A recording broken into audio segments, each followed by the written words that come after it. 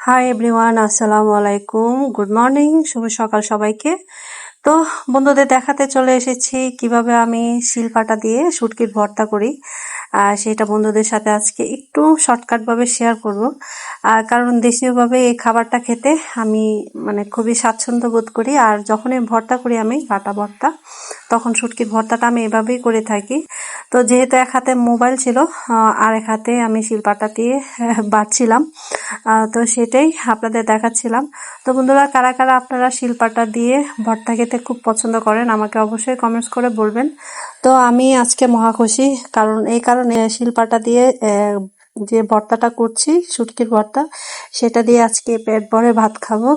কারণ হচ্ছে যে ভর্তা আমার ঘরে একদমই করা হয় না, যার দরুন আমি ভর্তা খেতে পারি না।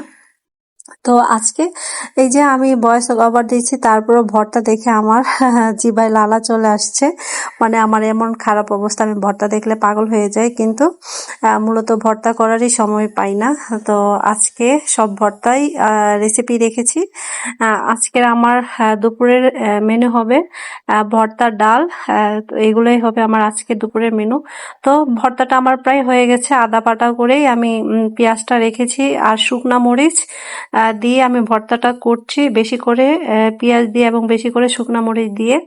তো আর এই বাটাটা দেওয়ার পর আমি নামিয়ে ফেলবো। তো কারা কারা ভর্তা পছন্দ করেন আমাকে কমেন্টস করে বলবেন। আর আমার আজকের এই ছোট ভিডিওটা যদি আপনাদের কারো দেখে ভালো লেগে থাকে, তাহলে অবশ্যই আমার ভিডিওটিতে একটি লাইক দিয়ে দিবেন আর আমার চ্যানেলটাকে সাবস্ক্রাইব করে আমার পাশে থাকবেন। আমি সব সময় এটাই বলি আর এটাই বলবো, কারণ হচ্ছে আমার আসলে বন্ধুদের কাছে এই কথাটা শেয়ার করতে ভালো লাগে, যার দরুন আমি বন্ধুদের কাছে সবসময় এই কথাটা শেয়ার করি। তো গাইস, আমার ভর্তা হয়ে গেছে, আমি এখন ভর্তাটাকে একটা বাটিতে উঠিয়ে নেব।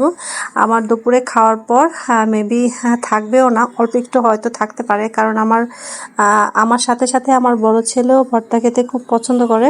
তো ও যেহেতু দুপুরবেলা 12টার দিকেই খেয়ে যায় স্কুলে, তো ওর জন্য আমাকে একটু রাখতে হবে যেন ও রাতের বেলা একটু খেতে পারে।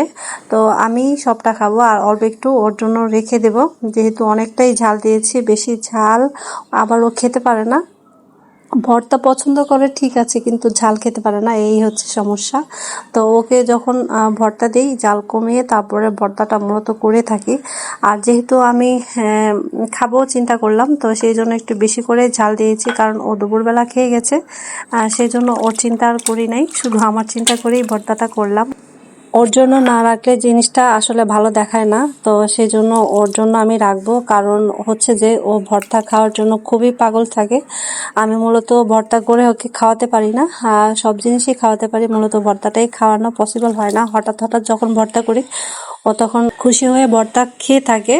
তো গাইস, এই যে আমার লাল লাল একদম শুটকির ভর্তা করেছি দেশীয় স্টাইলে, আমাদের গ্রামীণ স্টাইলে ভর্তা করেছি।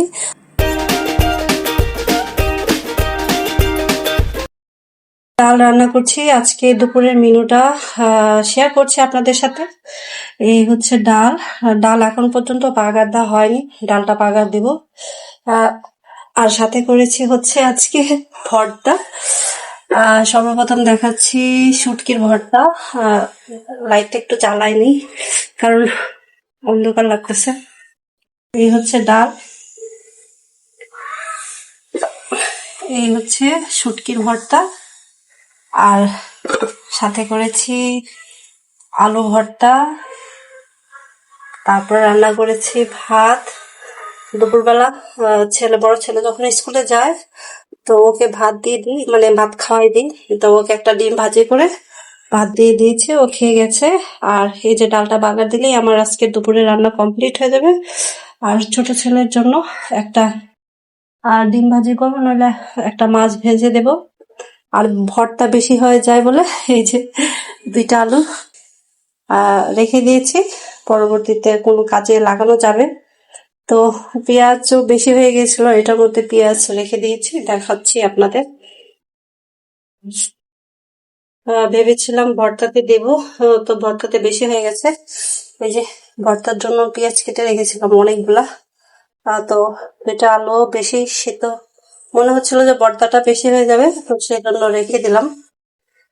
রাত্রে যদি তরকারি শর্ট পড়ে বা কোনো কিছু শর্ট পড়ে তাহলে রান্না মানে ভর্তা করে খাওয়া যাবে।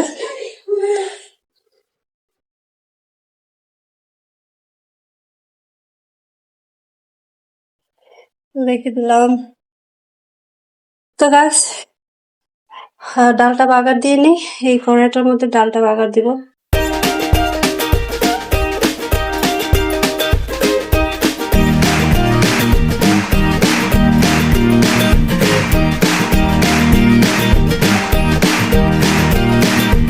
আর এই হচ্ছে আমার রাতের এবং সকালের ব্রেকফাস্ট, তো যা তৈরি করে আমি আমার বন্ধুদের দেখাচ্ছিলাম যে আমি এভাবে রেখে দিই, তারপরে ভাজা করি।